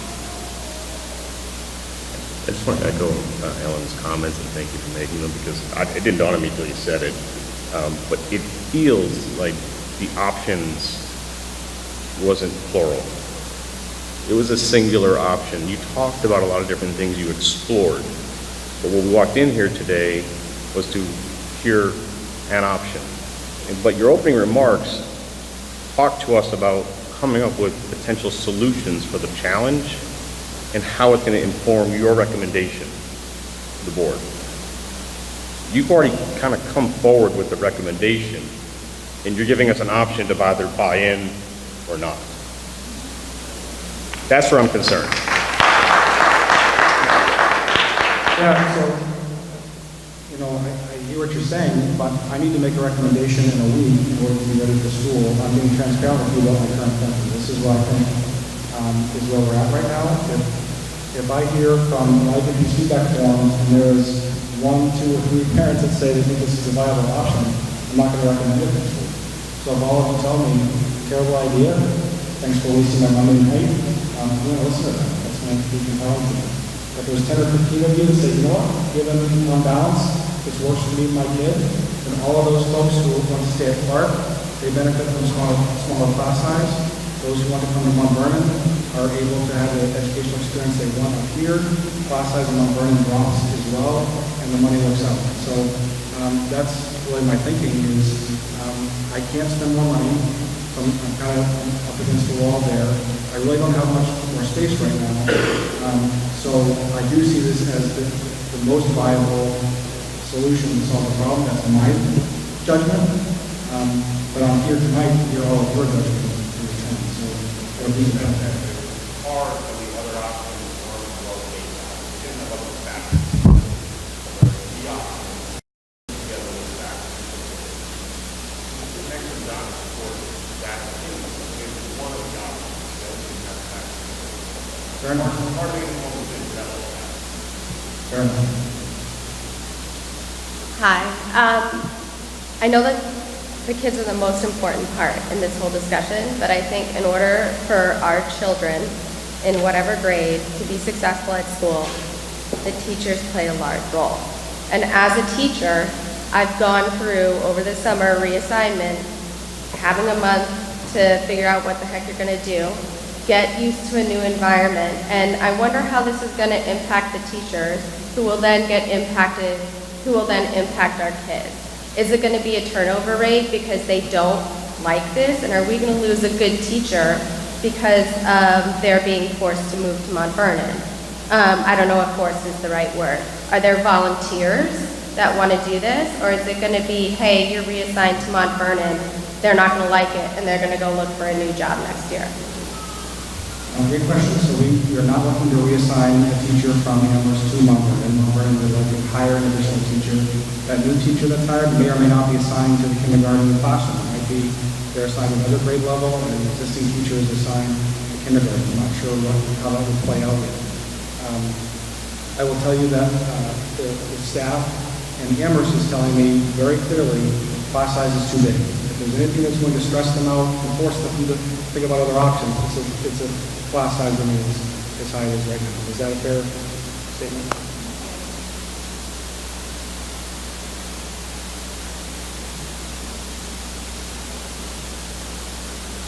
Hi, my name is Laura. I'm from Amherst. I have a first grader and second grader coming in, and I just want to say thank you to whoever posted this on Facebook, because I actually never would have known that this actually impacted first grade had I not watched your video, which only came about because of posts on Facebook. So this is definitely not an attack. I love Amherst School District. We moved here blindly from California because Amherst had a great school district, and we have loved the teachers that we have, and we've loved the community that we have. I would ask the school district, we have a brand new superintendent, we have a brand new principal. Transparency. I think that's really what us as parents want, is to not know on July 9th because of an oops, but to know maybe in May that this might be coming up, or in June that this might be coming up. I work for a very large organization, and the one thing I do know is that sometimes I don't see things the same as someone else. And whether it be room assignments, I stood outside of a hall of 10 rooms this morning, and I asked one of my coworkers, like, how can I make this fit? And she was like, well, if we bunk up this and this, or if we do that, I'm like, I didn't even think of that. Now I have 2 empty rooms. So I'm just wondering what could happen potentially. Have we asked the teachers to sit together with the school board to think about, what spaces could empty up? Or have we brought parents in to think about what else could happen? Or have we asked parents, do you have any other ideas? Can we fundraise? Can we do something? I know, that's idealistic, but I'm just thinking that 1, a week is not enough time for us to solve this problem. And 2, I feel like the town would step up if given the opportunity to help truly resolve this in a greater extent. And I do have one question, and that's, what is the class size for first grade? What are we looking at right now? Because my daughter's been in the class of 21, my son probably 18, so I'm curious what that looks like.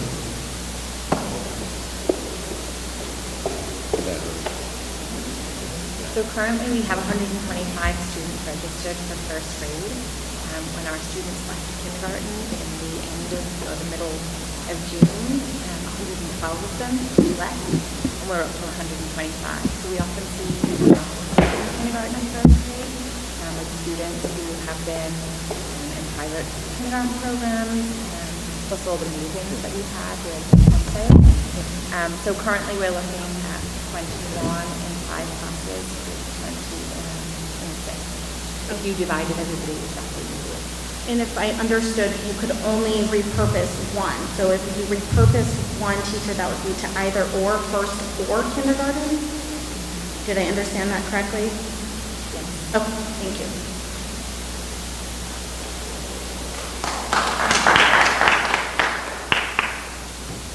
Ellen Amherst. So I have to bring up the multi-age, because although we talked about that, it wasn't an option. That's That's not enough for me personally. I do multi-age all the time. It works wonderfully. So if you tonight are asking parents to potentially volunteer to come to Mount Vernon, would it also be smart to potentially have them note on their questionnaires if they'd be willing to do a multi-age? In Amherst, we have a lot of children who maybe don't go to kindergarten when they're age ready, so they'd technically be old enough or older, then that might be a great option for them. I know coming from the Amherst preschool, we have at least 3 families that would be very interested in a multi-age classroom. One for the reason that they put off kindergarten for a year, and the other would just be academic. So it might be a viable option as well, because if you only get 4 that said they'll come to Mount Vernon, but if you get 10 that said we would love multi-age. Some educators or some children may have come from Montessori, so they're very used to that. So it just might be, again, another solution. And I know these teachers pretty well. And I'm confident that a couple of them could put together a pretty amazing multi-age classroom in a month.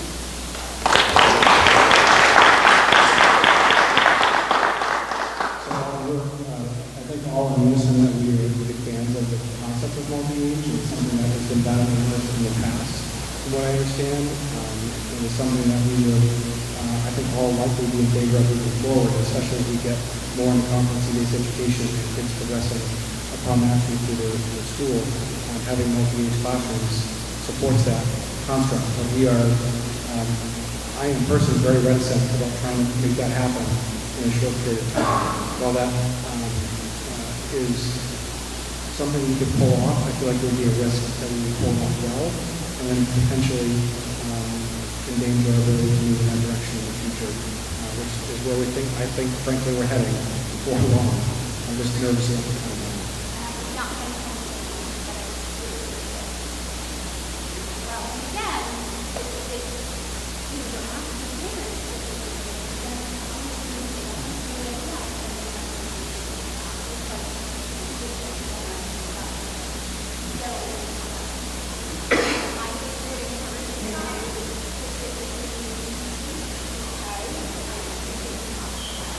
Well, I'm open to hearing anything parents have to say. If there are parents here that feel that's a viable option for them, feel free to note that on the form. I would parents would mention that. So, this is Kelly again, and I wanted to piggyback on that comment because I had an idea related to age too. I think probably everyone in this room knows that development doesn't stop and start on a September 30th deadline. I happen to have an old kindergartner who I would have loved to get on that yellow school bus last year. And I am totally in favor of a multi-age classroom, and that to me is a way more interesting idea than sending my child to a different school district. And I have a lot of faith in the teachers too, and that's why we moved here. And my other question was, have you thought about, is there any room in the preschool program, and have you thought about offering the parents who might be on the edge the other way, thinking, gosh, is my child ready or not, and offering them a chance to send their child to preschool for another year if they have those sort of concerns? Yeah, a couple of good questions. So first, if a number of you tell me that a multi-age classroom is something you'd be open to, I'm willing to look at that over this next week and consider that with my staff. If we all feel strongly still, and it's not something we can pull off well, then that's something we'll have to push off for the future. But again, I'm willing to hear from you folks. There's nothing that would preclude us from doing both, right? If there's some kids that went from Mount Vernon to kindergarten, and the one teacher we assigned was a multi-age classroom, that could help on both ends of the spectrum. Sure. All right. Whatever you want. Yeah. I have twins.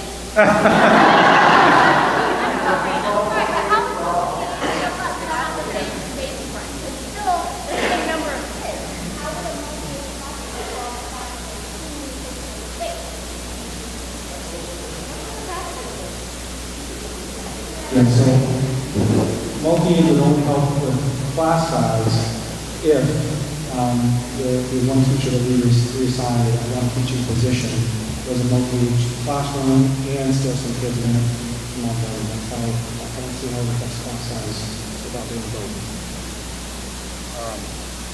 Mike Ignacy, I live in Amherst. I have a daughter going to the kindergarten this year. My question, or I have a few. One, this multi-age idea, I'm not necessarily sure how it would work, but you said that the school district has done it in the past, but you're reticent to bring it back. How far back was that? Was that 10 years ago? Was that 2 years ago? 20. Yeah, 20 years ago? I'm going on my 22nd year, so probably when I first started, the first 2 years that I Okay, so in that case, it's understandable that readiness? your reticence to do it. My reticence is to do it well, and I'm not confident we can do it well. So the next question is somewhat alluded to. Which one is worse? A class size of 22 or some multi-age classroom that's not done well? Which one do you think would be a worse situation for the kids? Yeah, great question. Again, if it doesn't affect class size, I'm not sure why we would consider it. But I'm going to let Christine speak about it. I think one of the challenges with multi-age and doing it well is that we currently have a curriculum by grade level. So we have a kindergarten curriculum, we have a first grade curriculum, we have a second grade curriculum, all developed based on standards for those grade levels. And multi-age, you have to look at your curricula from both of those grade levels when you're pulling them together, and you have to masterfully pull those together and create a whole new curriculum for a multi-age classroom. And you have to provide pretty extensive professional development to teachers in how to teach in a multi-age setting. So doing both of those pieces, the curriculum work, there's not enough time this summer to be able to do all of that work, to give something to the teachers for them to follow. Right now we would be saying teach all of kindergarten and teach all of first grade. And that's not fair to do to a teacher. And the professional development needs to be there to help train them in how they flexibly group their students to be able to teach really both of those ages. And I'd be really concerned about us jumping into that really without the curriculum in place and without the professional development in place. And one last question, this is a little bit more out of the box, but it seems to me every time we go to vote for a budget, all the old people in town want to cut it because the enrollment is going down, mostly in Souhegan. It seems like we have a bubble in the younger grades.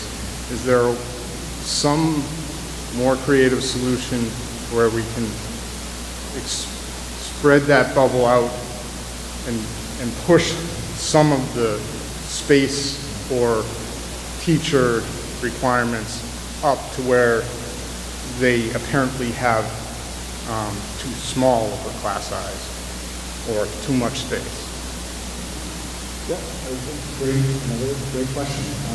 We actually are, our class sizes in 5th and 6th grade at AMS this coming year are also over our high points, but we're not even, we're prioritizing the younger grades in this discussion.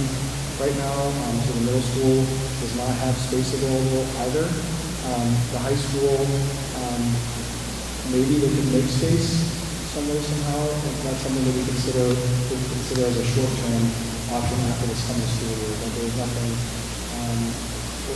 for this coming school year that we can consider so far. Okay, thank you. I'm just going to add one little thing. This is your public service from the school district moderator. School board meets once a month in Amherst. I'm not going to ask for a show of hands, but how many people go to the meetings every month? There's a few. How many people went to your deliberative session last year? There's a few.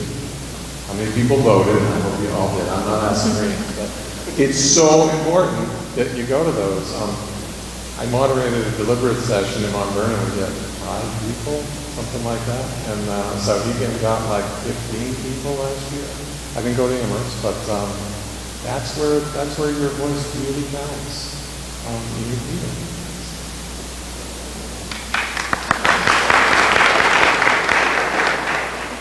Hi, my name is Abby Frayne. I have twin 5-year-olds who will be in kindergarten this fall, as well as a 4-year-old who will be in preschool at Clark. So the Mount Vernon travel, having them at 2 different schools isn't ideal for me.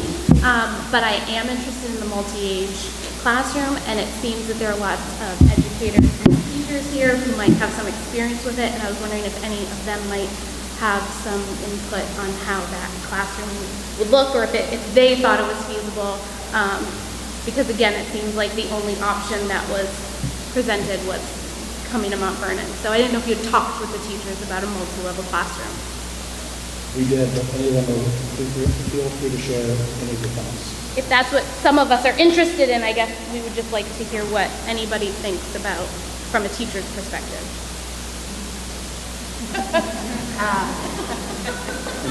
You can I'm know. Victoria Boothroyd. See if I can figure this out. I teach first grade at local school that I taught multi-age 21 years ago and taught it for 3 years.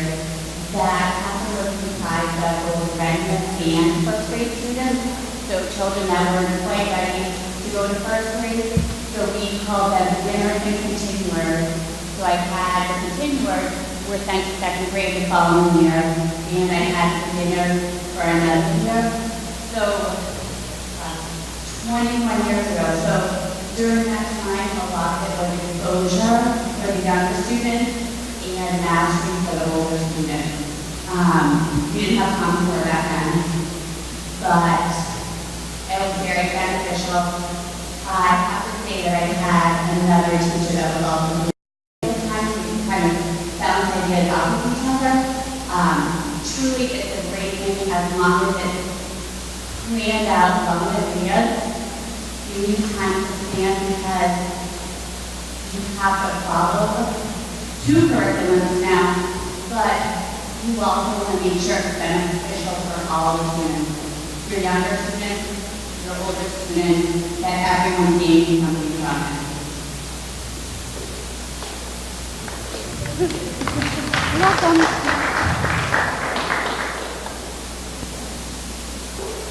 Kelly from Amherst. Oh, sorry. As a parent, I'm feeling between a rock and a hard place. Wanting to do what's right for my school and community, wanting to do what's best for my family. So you've talked about 2 different options. The Mount Vernon, I won't use the word consolidation, but having the 10 students go is an option. And then you've talked about your plan B, leaving things as they are. Are they really as they are? I mean, are there other things that we can do to help alleviate? I mean, I'm an educator as well. 20 to 21 students is not ideal. It's manageable. I mean, what's the state expectation for first grade in a classroom?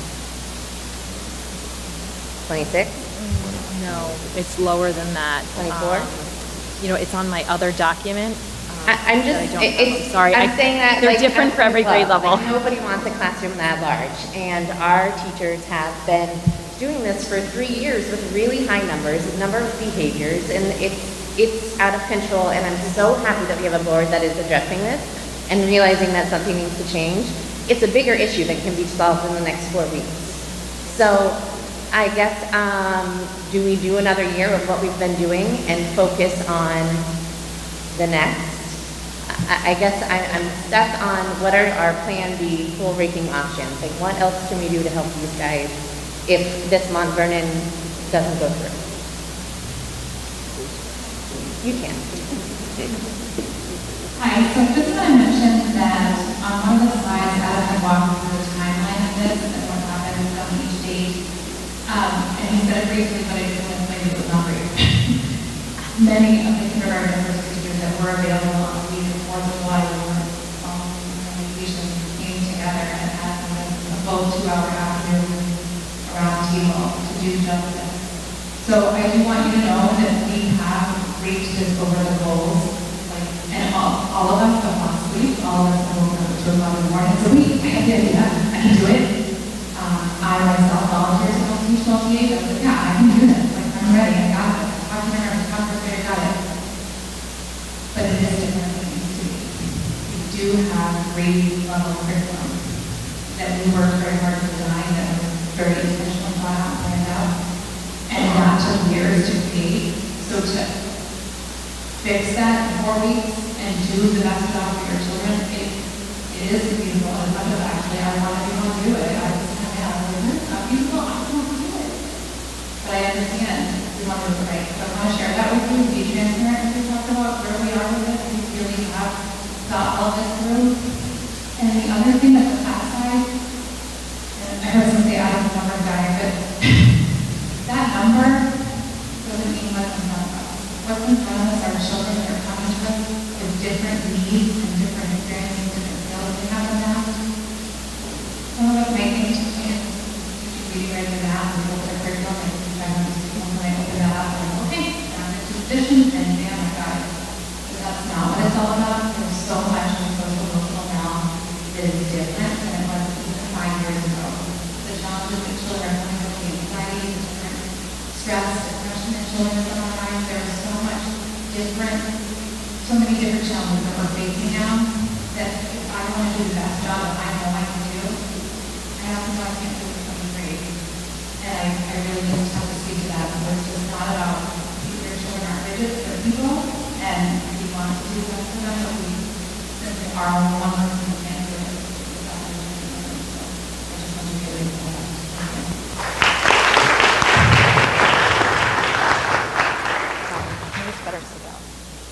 So I do want to say I appreciate you guys bringing this to the community because I think the easiest thing for you guys to have done would to be say nothing, have 23 students per class, maybe 10% of the parents would have said something and that's it, right? And then you could have just kept going on. And so I appreciate you bringing this up. Good. That being said, I think the narrative that is presented is slightly skewed in that it's being presented as all of a sudden in May, something happened. However, what I'm hearing from teachers and parents is that this has been expected to come. There was a decision at some point, so 2016 happened, and there were 21 students per teacher. And then if I'm looking at Mount Vernon, I'm thinking, right now they're saying, holy cow, we had a huge jump. We need to be thinking, what are we going to do in the coming 3 to 5 years to fix that? That didn't happen in Amherst. What happened was, someone made a decision, no, we want to have 21 students, and that's how we're going to hire faculty. And I guarantee you the teachers would love to have more faculty. They don't want to have 21 students. So there's a little bit of a narrative change that all of a sudden this happened in May, when really what happened was we were talking about we got 1 or 2 more students per class, and now it's hell. 1 student per class has now changed it from okay to horrible. That's not the right narrative. The narrative is we've been busting at the seams the last 3 years. There's not been a discussion, and now we want to have that discussion, but it's really too late, right? And so I guess the suggestion is I appreciate you bringing it here now. Do not let things sit. Do this type of thing way, way earlier. Way earlier.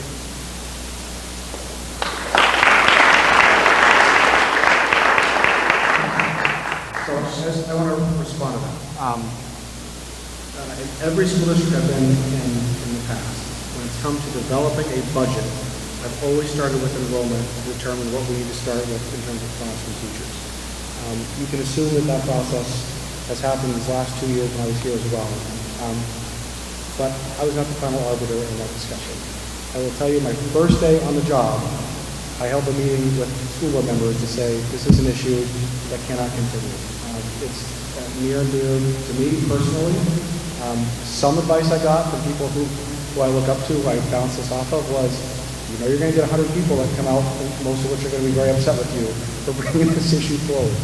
And my response is quite simply, it's worth it if it makes a difference for some kids for this coming school year. So what I'm trying to say to you is, while I appreciate your encouragement, understand that this is something that I feel compelled to bring forward because it does make a difference.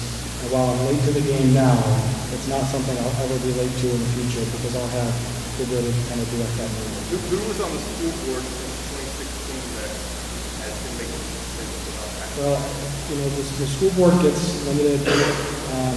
They get a budget from their administration that's proposed to them. So the Mount Vernon board was very proactive in making sure they were ahead of the curve these last 2 years. The Amherst board has been also stuck in a spot of we're at very limited space, so what can we really legitimately do?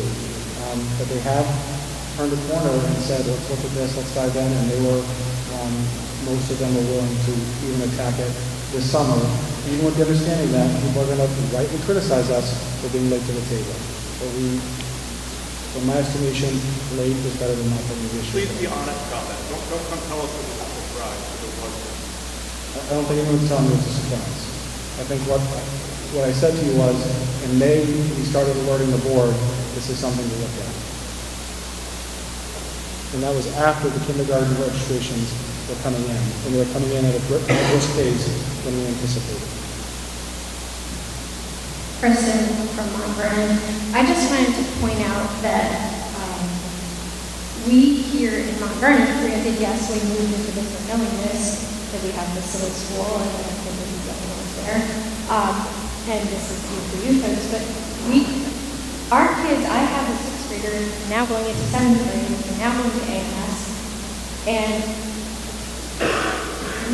it's doable. We make it work. I don't, none of us know where this is going in the future, but at least in the short term, it's not that bad. I'm going to have 2 kids in 2 different schools. I'm going to have one here, and I'm going to have one at AMS. And AMS for me is a good 20-minute drive, but it's doable. And I'm kind of feeling a little, I'll speak personally, insulted to feel like parents are like, I would rather volunteer or fundraise or whatever to avoid going to Mount Vernon. And we're really not that far. I live here, I know.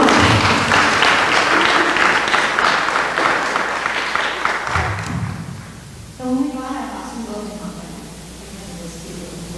So I don't think that. And just to piggyback on Mr. King's point and what you just said, you asked, why did we know this? I've been to school board meetings, and I've been to school with parents in the room. And I have 4 small children who attend 9 meetings. Again, they're also live streamed. So if you're wondering why you didn't know this, the information is there. The information is out there. If you want to be engaged and involved, there are opportunities. Somebody posting, we shouldn't sit around waiting for our Facebook page to let us know what's happening. You have a responsibility as a citizen and a parent to go to these meetings and to have your voice heard, which is why we're all here tonight. So I just wanted to say that Mr. Seals new to this post. Many of our school board members are in their first year or maybe their second year. So it's really easy to stand here and be critical, but they came here tonight with a plan that they had vetted. Maybe they didn't do the best job of sharing all of those things that they had vetted with us, but honestly, I elected my officials to do that, to vet these plans, to vet these options. I don't want to sit here and vet these options out. I want them to do it. I voted for them because I trust them to do that. So if I come to this meeting tonight and there wasn't that plan A that they were pushing, I would be very disappointed because that's their job. So, I think we should give them a fair listen.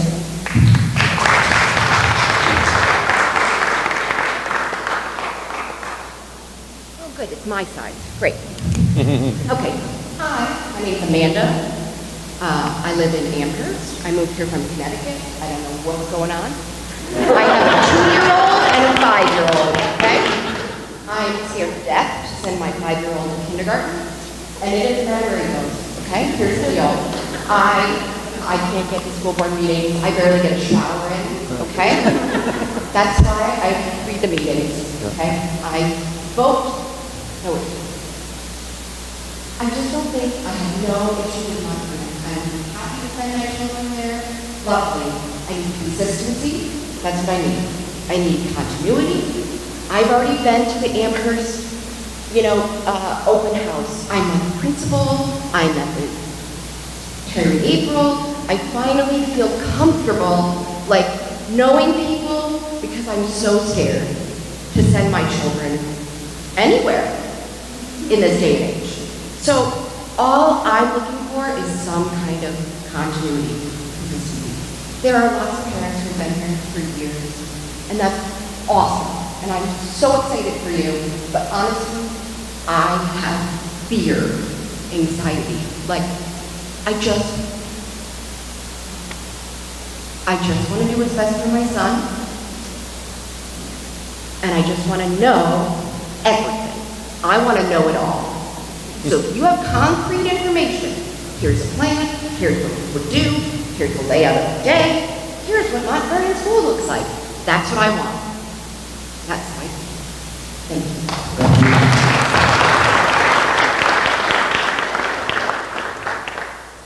I know some folks are leaving. Feel free to go when you need to, but please leave your feedback form so we can put those. I very much appreciate it. Thank you. Hi, my name is Laura Andrus. I live here in Amherst, and I have an incoming kindergartner. I also have a 3-year-old, so I'm also interested in a long-range plan. But I'm coming at this from a different aspect. I'm also a teacher for nearly 20 years, but not in Amherst. So we've had these same issues, as you know. We have done all of the options that you've talked about in dairy where I teach. We have robbed Peter to pay Paul. I had a huge class so that the primary teacher could have a smaller class, and there were benefits. There were also issues with that.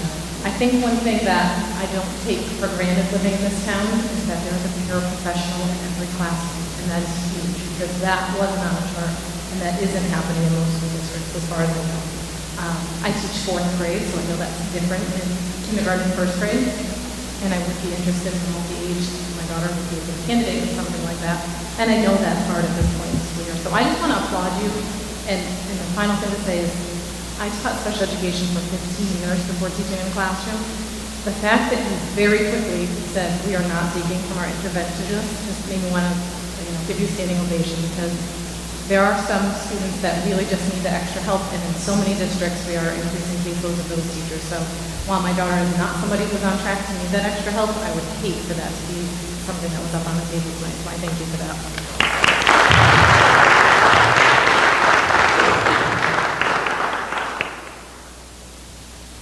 Well, you really answered all of your questions. Thank you for keeping me honest on that point. I really appreciate it. Given the state of our country, the fact that we can have a discussion and disagree and be civil, gives me hope that we can continue these conversations. So I give all of you a round of applause for that. Thank you for coming and being honest, criticizing me appropriately in the way I deserved, providing your input, giving us other alternatives to think about that showed, even with a show of hands, something we need to seriously consider. I appreciate it. If any of you have follow-up questions for me, you can email me. I've already received about 30 emails and I've responded to every single one of them.